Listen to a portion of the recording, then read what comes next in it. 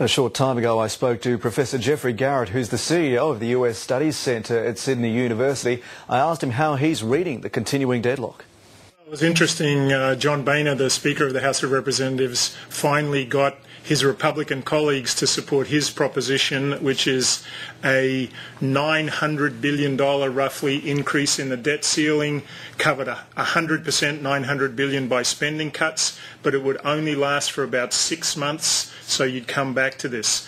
Immediately the Democrats in the Senate said we're not going for it, and they have an alternative plan that would seem to cut much more money but would extend the debt limit enough that it would make it into 2013. Because that is after the Obama re-election. They don't want this to drag into an election year, do they? No. I think the Republicans, the Tea Party Republicans, are gambling that the American public is so mad at Washington that the normal government, the Reagan line, government is the problem, not the solution, is going to drive them through the election in 2012. I don't know whether it's the right gamble.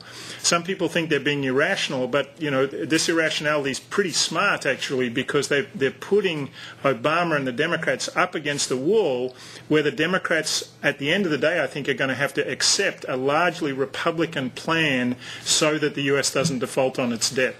What does this mean for interest rates, the US dollar, and crucially jobs in the United States, which are still really languishing? Well, I think that's the underlying story here. The US economy is doing really badly. Last month there was basically no employment growth in the US. I think that spooked everybody. Housing prices, which is not only important for voters who care about what their houses are worth, but also for the economy, because Americans borrow against their houses, have been flat for 3 years. So the economy is in deep trouble. You would think this is a terrible time for anyone to contemplate something that would increase interest rates, like a potential default on the debt, on the debt ceiling. But the Tea Party Republicans are saying an amazing thing. You might think we're politicians, but we don't care about our own re-election. We want to do what's right.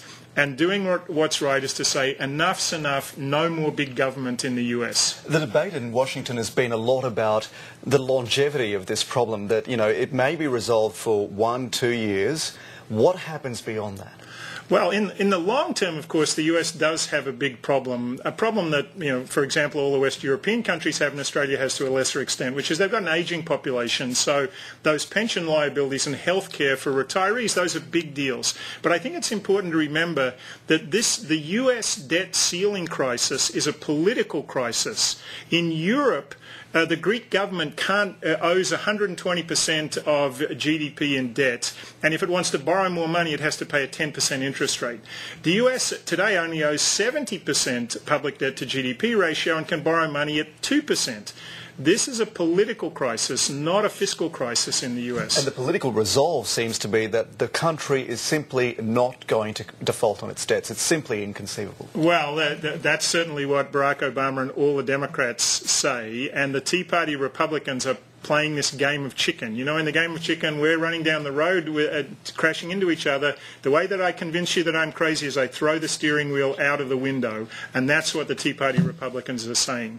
What does this mean for foreign investors, particularly China, which holds a lot of investments, bonds in the US? Yeah, with China, I always say judge them by what the government does, not by what they say. So they worry out loud about default, about the strength of the US dollar and the like. But since the beginning of the financial crisis, the Chinese government has doubled its holdings of US public debt, treasury bills. And the reason they do that is that the Chinese economy is still largely export-driven, and the US is the largest market for that. So lending Americans money so that they will buy Chinese goods is still a good bet for the Chinese government, but they, like everybody else, is hoping that some sense of rationality prevails in Washington in the next few days.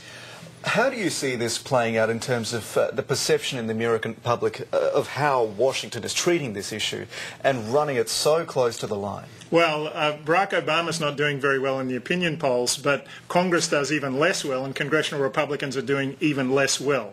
No one likes this dysfunction in Washington, and they see what I think is the reality, which is that both sides of politics are trying to score political points when the future of the national economy and arguably the global economy is at stake. So you'd think, though, that the politicians, and in particular the Democrats, led by Barack Obama, cannot have a debt default. I think that could mean curtains for the Obama presidency. So at the end of the day, which is probably still 3 or 4 days away, you would expect Barack Obama to have to hold his nose, to complain bitterly, but to support essentially a Tea Party proposal to lift the debt ceiling. All right, Geoffrey Garrett, lots to play out yet. Thank you very much for joining us. My pleasure.